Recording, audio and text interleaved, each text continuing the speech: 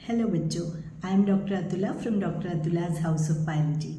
Continue करते हैं class 12 का एवोल्यूशन। आज के वीडियो में हम डिस्कस करेंगे थ्योरीज ऑफ ऑर्गेनिक एवोल्यूशन। तो अगर हम ऑर्गेनिक एवोल्यूशन की बात करें तो ये सारा काम जो है वो लेमार्क से स्टार्ट हुआ था। लेमार्क ने थ्योरी दी थी use and disuse of organs. तो इसी थ्योरी को बोलते हैं theory of inheritance of acquired characters. जैसे नाम से इंडिकेट होता है, एक्वायर्ड कैरेक्टर्स लाइफ टाइम में जो एक्वायर हुए, तो अकॉर्डिंग टू लेमार्क ये सारे के सारे जो है वो नेक्स्ट जनरेशन में चले जाते थे। तो इस थ्योरी का बेसिस जो ये था कि हम जो ऑर्गन्स हैं अच्छे से यूज़ करते हैं ज़्यादा, तो वो डेवलप कर जाते हैं और नेक्स्ट जनरेशन में चले जाते हैं, और जिन ऑर्गन्स का यूसेज हम अच्छे से नहीं करते हैं अपने लाइफ टाइम में, वो ऑर्गन्स जो है वो नेक्स्ट जनरेशन में नहीं जाते। तो इसमें उसने एग्जाम्पल दिया कि जिराफ जो है उसकी इलॉन्गेटेड नेक है, तो वो इलॉन्गेशन इस वजह से हुई कि धीरे धीरे उसको नीचे फूड अवेलेबल नहीं थी, तो वो फूड को टेकअप करने के लिए उसने अपनी नेक को स्ट्रेच करना शुरू किया, जिसकी वजह से उसकी नेक लंबी हो गई। तो अब इस थ्योरी को नहीं माना जाता कि एक्वायर्ड कैरेक्टर्स नेक्स्ट जनरेशन में नहीं जाते। दूसरा मेजर साइंटिस्ट जो हम बात करते हैं दैट इज डार्विन। डार्विन को हम ऑलरेडी डिस्कस कर चुके हैं। इसकी थ्योरी ऑफ एवोल्यूशन को थ्योरी ऑफ नेचुरल सिलेक्शन बोला जाता है। इस थ्योरी में दो बेसिक चीज़ें हैं, वन इज़ ब्रांचिंग डिसेंट और दूसरा है नेचुरल सिलेक्शन। तो जब बहुत सारे रिसोर्सेज होते हैं और एक जैसी रिक्वायरमेंट्स होती हैं, तो इंडिविजुअल्स में आपस में कंपटीशन होता है। We call it struggle for existence. उस कंपटीशन में जो फिट इंडिविजुअल्स हैं वो ज़्यादा सर्वाइव करते हैं, और जो ज़्यादा सर्वाइव करते हैं वही जो है रिप्रोड्यूस भी ज़्यादा करते हैं। So fitness according to Darwin was reproductive fitness. तो जो रिप्रोडक्टिवली ज़्यादा फिट होंगे वो ज़्यादा इंडिविजुअल्स की प्रोडक्शन करेंगे, अल्टीमेटली वो सारे के सारे एक नई स्पीशीज़ में कन्वर्ट हो जाएंगे। सो डार्विन की थ्योरी बहुत अच्छे से डिस्क्राइब करती है कि जो हमारी वेरिएशंस जो हैं वो कैसे नेक्स्ट जनरेशन में नेचर सेलेक्ट करके ले जाती है। अब जो ओरिजिन कैसे, मतलब लाइफ इवॉल्व कैसे की, उसको अगर हम देखें तो उसमें एक रोल और साइंटिस्ट का रहता है, that is Hugo de worries. Hugo de worries ने म्यूटेशंस की बात की। म्यूटेशंस क्या होती हैं? सडन इनहेरिटेबल चेंजेस को म्यूटेशंस बोलते हैं। तो मतलब this is also called saltation. ये कैसे म्यूटेशंस कैसे होंगे कि इसमें ना कोई भी किसी ग्रेजुअल स्टेज की प्रेजेंस नहीं होगी, कि जैसे एक बहुत इसका एग्जाम्पल है एंकन शीप। एंकन शीप की बहुत शॉर्ट लेग्स थी, तो सडनली बहुत लंबी टांगों वाली शीप से बहुत छोटी टांगों वाली शीप, बीच में there are no gradual changes. जितना भी सारा ह्यूगो डी वरीज का वर्क था that was done on Oenothera lamarckiana, evening primrose. तो पर प्रॉब्लम क्या थी? वो खुद एक क्रोमोसोमल एबरेंट था, मतलब उसमें खुद में काफ़ी चेंजेस थे, उसकी वजह से ज़्यादा इसको वेटेज नहीं दी गई, और ये भी नहीं डिस्क्राइब करता था कि जो कंटिन्यूअस वेरिएशंस हैं वो कैसे आई। लेकिन जो अब पूरा का पूरा एवोल्यूशन है वो किस बेसिस पे चलता है? वो एमलगमेशन ऑफ वेरियस साइंटिस्ट। जैसे डार्विन के हिसाब से नेचर ने जैसे सिलेक्ट किया इंडिविजुअल्स को, वो वेरिएशंस कहाँ से आई? कुछ वेरिएशंस म्यूटेशन से आई, कुछ जेनेटिक रिकम्बिनेशन से आई, और कुछ जो है नेचर ने सिलेक्ट की। वो सारे इंडिविजुअल्स क्योंकि रिप्रोडक्टिवली फिट थे, तो वो अच्छे से रिप्रोड्यूस करने की वजह से वो अबंडेंस में हो गए, और अल्टीमेटली वो आइसोलेट होकर नई स्पीशीज़ में कन्वर्ट हो गए। तो ये हमारे पास ऑर्गेनिक एवोल्यूशन की मॉडर्न थ्योरी हम डिनोट करते हैं इसे। अब जो नेक्स्ट टॉपिक है that is Hardy Weinberg principle. Hardy Weinberg principle बात करता है फ्रीक्वेंसीज ऑफ एलील के बारे में। तो अगर हम डोमिनेंट और रिसेसिव एलील को देखें तो उनकी frequency in a population remains constant and इसका सम टोटल जो होता है फ्रीक्वेंसीज का इज ऑलवेज इक्वल टू 1। तो इसका मतलब अगर हम जीन्स की फ्रीक्वेंसी को P से और Q से डिनोट करते हैं तो P plus Q is equal to 1। ऐसे जहाँ पर फ्रीक्वेंसी चेंजेस नहीं आते हैं वहाँ पर the species is not evolving. Whenever there is change in frequency, it will indicate कि उस पॉपुलेशन के अंदर जो है एवोल्यूशन की अकरेंस है। इसको अगर मैथमेटिकली देखें तो बायनॉमियल थ्योरम के हिसाब से इसे डिनोट करते हैं P plus Q is equal to 1। तो इसको अगर स्क्वायर कर लेते हैं P square plus Q square plus 2PQ is equal to 1। यहाँ पर P is dominant allele, Q is recessive allele, P square dominant individuals की percentage, Q square recessive individual की परसेंटेज, वेयर एज हेट्रोजाइगोट आपको याद रखना है is not denoted by PQ, it is denoted by 2PQ। तो यही इसी से हमारे कुछ न्यूमेरिकल्स भी फ्रेम होते हैं। उसमें रिसेसिव या डोमिनेंट एक एलील की फ्रीक्वेंसी बताई होती है या पॉपुलेशन की परसेंटेज बताई होती है। तो अगर परसेंटेज बताई होगी तो इसका मतलब P स्क्वायर या Q स्क्वायर है। अगर वो सिर्फ एक एलील की फ्रीक्वेंसी बताई होगी तो वो जैसे 0.4 या 0.6 है तो उसमें से हम दूसरे एलील की फ्रीक्वेंसी फाइंड आउट कर सकते हैं एंड हेट्रोजाइगोट जैसे अभी बात की थी 2PQ से हम काउंट आउट कर सकते हैं। एक तो यहाँ पर एक न्यूमेरिकल वर्क इसका सिंपल सा आता है, एग्जाम में नीट का भी एक पेट क्वेश्चन है, अक्सर आ जाता है। तो अब हम बात करते हैं फैक्टर्स की। जो हार्डी-वीनबर्ग इक्विलिब्रियम है इसको 5 फैक्टर्स कंट्रोल करते हैं। सबसे पहले हम बात करते हैं जीन फ्लो या जीन माइग्रेशन की। तो माइग्रेशन कैसे होगी? To and fro movement, marriages की वजह से, इमिग्रेशन से, एमिग्रेशन से। तो ये किसी भी तरीके से इंडिविजुअल्स का आना या जाना, दिस इज जीन फ्लो या genetic flow. Genetic drift is another phenomena. लेकिन क्या डिफरेंस है? जेनेटिक ड्रिफ्ट कैसे होती है कि बाय चांस रैंडमली बिना किसी रीज़न के अगर किसी पॉपुलेशन में से कोई जीन ड्रिफ्ट अपार्ट कर जाता है, निकल जाता है बाहर, we call it genetic drift. तीसरी चीज़ इसमें आती है म्यूटेशंस। म्यूटेशंस जैसे अभी हमने डिस्कस किया था, सडन इनहेरिटेबल चेंजेस होते हैं। तो ये चेंजेस आने की वजह से भी जो जीन्स की फ्रीक्वेंसी है वो चेंज हो जाएगी। नेक्स्ट जो है 4th point is genetic recombination. तो रिकम्बिनेशन आपको पता है जब मियोसिस होती है तो क्रॉसिंग ओवर की स्टेज पे जेनेटिक रिकम्बिनेशन होता है। इसी तरह से रिकम्बिनेशन जो है, एक तो ये मियोसिस वाले जगह पे हुआ, एक बार जब गैमीट्स बनेंगे उस टाइम पे फिर वो गैमीट्स का रैंडम फ्यूजन होगा, उससे भी वेरिएशंस आएंगी। And last but not the least natural selection. Nature fittest individuals को सिलेक्ट करेगी। तो इन 5 फैक्टर्स पे हार्डी-वीनबर्ग इक्विलिब्रियम डिपेंड करता है।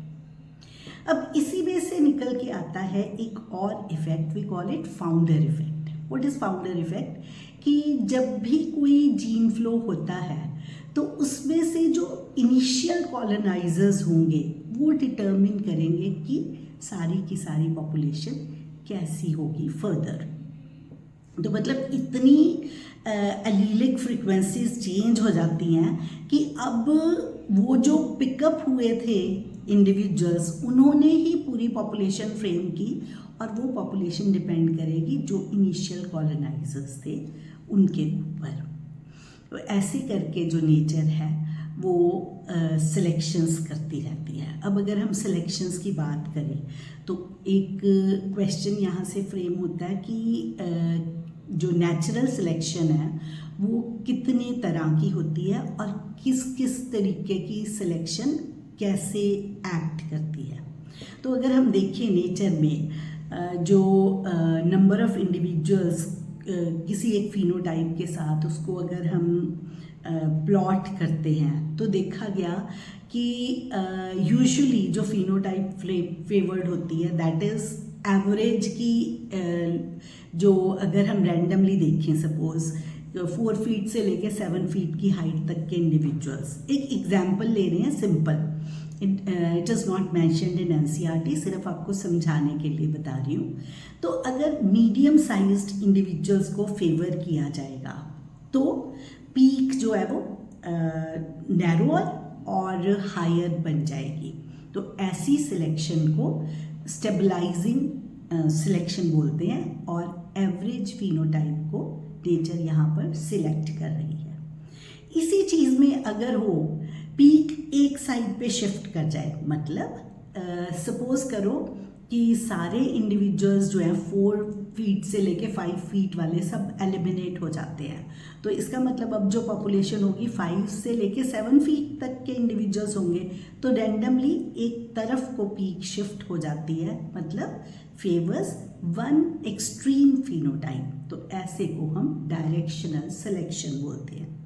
समटाइम्स क्या होता है, नेचर जो प्रेफर करती है वो दोनों एक्सट्रीम्स को प्रेफर करे, जैसे 4 फीट वाले भी इंडिविजुअल्स बच जाए, 7 वाले भी बच जाए, बीच की एवरेज हाइट वाले इंडिविजुअल्स नहीं बचें, तो क्या होगा कि 2 पीक्स आ जाएंगी, इसमें सेंटर में से एवरेज वाले इंडिविजुअल्स नहीं बचे, तो ऐसे जब 2 अलग पीक्स आ जाएंगे we call it disruptive selection. तो one is stabilising selection, second is directional selection and third is disruptive selection. तो नेचर किसी भी तरह से फेवर कर सकती है किसी भी टाइप ऑफ सिलेक्शन को। अब इसी में अगर हम एक छोटा सा अकाउंट एवोल्यूशन का करते हैं, तो एवोल्यूशन के बारे में अगर हम देखें तो हमने ओरिजिन ऑफ लाइफ की बात की थी कि फर्स्ट सेलुलर फॉर्म्स आने से पहले तक नॉन सेलुलर चीज़ें थी, non cellular random amino acids या प्रोटीन्स की फॉर्मेशन होती है। अब क्या होता है, वो जो वो थे सेलुलर कंपोनेंट्स थे, वो अपने अराउंड एक मेम्ब्रेन बना लेते हैं। इससे क्या हुआ, वो आउटसाइड एनवायरनमेंट से आइसोलेट हो गए। उस आइसोलेशन के बाद इसके पास कहीं से म्यूटेशन की कैपेबिलिटी आ जाए, मतलब उससे क्या होगा कि कुछ इनहेरिटेबल चेंजेस वो करने लगे, एंड सेकंड चीज़ क्या, ये अपनी एक इंडिपेंडेंट एग्जिस्टेंस शो कर सके। तो ऐसी चीज़ को हम सेलुलर फॉर्म बोल देंगे। तो first cellular form of life arise किए थे 2000 बिलियन ईयर्स अगो। उससे धीरे धीरे वो यूनिसेलुलर फॉर्म्स थी, मल्टी सेलुलर फॉर्म्स आई।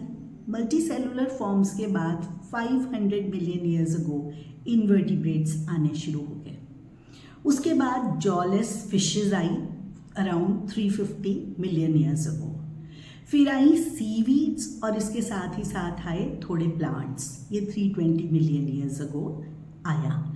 जब फिशेस अराइज की थी वो था डिवोनियन पीरियड। तो ऐसे अगर कुछ है तो उसे हम बोल देते हैं एज ऑफ दैट थिंग, जैसे age of fishes is called Devonian period. 1938 में साउथ अफ्रीका में सीलकैंथ, जो कि वैसे सोचते थे एक्सटिंक्ट हो गई है, वो डिस्कवर हुई। तो इसको लेटिमर वहाँ की क्यूरेटर का नाम था, उससे इसका नाम रखा लेटिमेरिया। उसके बाद जो लोब्ड फिन फिशेस थी, दे वर द फर्स्ट एम्फीबियंस। साथ ही साथ एम्फीबियंस कंसिडर करते हैं कि 200 मिलियन ईयर्स अगो आए थे। अब उसके बाद आए फिश जैसे रेप्टाइल्स, जैसे कि इक्थियोफस, ये इवॉल्व हुए अराउंड 200 मिलियन ईयर्स अगो।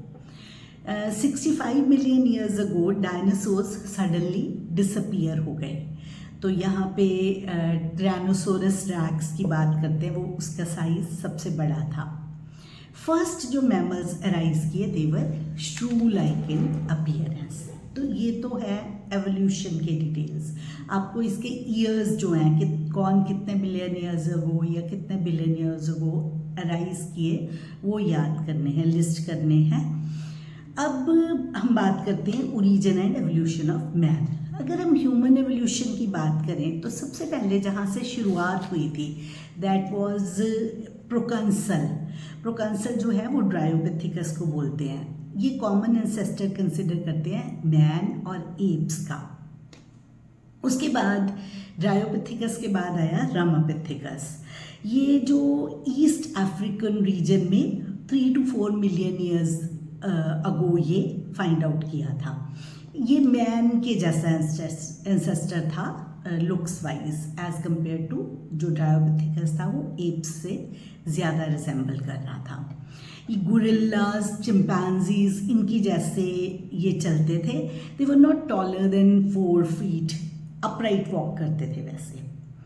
उसके बाद जो ड्रायोपिथेकस एंड रामापिथेकस के बाद नेक्स्ट आया ऑस्ट्रेलोपिथेकस। जो ऑस्ट्रेलोपिथेकस है वो 2 बिलियन ईयर्स अगो अर्थ पर एग्जिस्ट करता था और ईस्ट अफ्रीकन उसमें ग्रासलैंड्स में इसके फॉसिल्स जो है वो मिले। इसका क्या था कि ही वॉज फ्रूगीवोर, फ्रूट्स खाता था और स्टोन के वेपन्स के साथ हंटिंग भी करता था ऑस्ट्रेलोपिथेकस।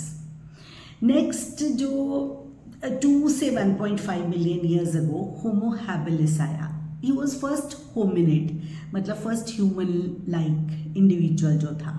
ब्रेन कैपेसिटी जो थी, cranial capacity was 650 to 800 cc। Meat नहीं खाता था, मतलब अभी भी फ्रूगीवोर है, लेकिन अब ये वेपन्स से, स्टोन के वेपन्स वगैरह से इसने हंटिंग धीरे धीरे स्टार्ट करनी है। तो इसके बाद क्या होगा, 1.5 मिलियन ईयर्स अगो होमो इरेक्टस आया। होमो इरेक्टस की ब्रेन कैपेसिटी जो थी थोड़ी सी एनलार्ज थी, 900 cc थी और ये मीट खाता था। होमो इरेक्टस के बाद जो नेक्स्ट आते हैं वो हमारे पास थे 1 lakh to 40,000 ईयर्स बैक। ये स्टार्ट हुआ निएंडरथल मैन। तो this he was called Homo sapiens neanderthalensis. तो निएंडरथल मैन जो था वो ब्रेन का साइज और बढ़ गया, कितना, 1400 cc। जो सेंट्रल एशिया है वहाँ पर इसके ज़्यादा फॉसिल्स अवेलेबल हैं। ये एनिमल हाइड्स को यूज़ करता था और अपनी बॉडी को प्रोटेक्शन करने के लिए, और डेड इंडिविजुअल्स को ये लोग बरी करते थे। नेक्स्ट आया होमो सेपियंस 75,000 से 10,000 ईयर्स बैक। तो मतलब यहाँ से क्या हुआ कि ये होमोसेपियंस जो एनसीईआरटी नहीं डिस्क्राइब करती वो है Cro-Magnon man. Cro-Magnon man just after Neanderthal man आया था। तो इसके बाद इसको बोलते थे होमोसेपियंस फोसालिस, क्रो-मैग्नून मैन को। होमोसेपियंस फोसालिस के बाद होमोसेपियंस जो अभी वाला जो मॉडर्न मैन है वो अराइज हुआ। मॉडर्न मैन ने 18,000 years ago cave art develop कर ली थी। फिर उसके बाद 10,000 ईयर्स अगो एग्रीकल्चर की जो है वो स्टार्ट हुआ। तो वहाँ से उसने जब अपने सीड्स को ग्रो करना शुरू किया, फिर वो नोमैड लाइफ से धीरे धीरे सेटल्ड लाइफ की तरफ मूव कर गया। तो आपने देखा कि ये सिर्फ सिंपली आप स्टेप्स की फॉर्म में क्रेनियल कैपेसिटीज़ के साथ उसके हल्के से जो वो है कैरेक्टरिस्टिक फीचर्स वो याद करने हैं आपको। Wish you all the best. हमारा ये चैप्टर इसके साथ ही कंप्लीट होता है। बहुत सारे फैक्ट्स हैं जो इसमें आपको लर्न करने की ज़रूरत पड़ेगी, तो उनको फैक्ट्स को लर्न करना है, लिस्टिंग करके, कहीं फ्लो चार्ट्स की फॉर्मेशन कर लो, कहीं ग्राफ आ गया, तो मतलब इसको वेरिड तरीके से याद करोगे तो ये वाला पार्ट जो है आपको वो बहुत ज़्यादा लंबी नहीं लगेगा। अदरवाइज़ बहुत लंबा चैप्टर है, पढ़ते पढ़ते ऐसे एक स्ट्रेच में पढ़ने की कोशिश करोगे तो वो कवर अप करना मुश्किल हो जाता है। तो इसको आप पार्ट्स में, सब पार्ट्स में डिवाइड करके, लिस्टिंग्स करके, फ्लो चार्ट्स बना के, अगर विजुलाइज करके दिमाग में रखोगे चीज़ें तो आपको थोड़ा सा कंफर्टेबली याद हो जाएगा। सिर्फ एक हार्डी-वीनबर्ग कंसेप्ट के जो न्यूमेरिकल वर्क है वो है, बाकी का तो सारा थ्योरेटिकल वाला ही पार्ट है।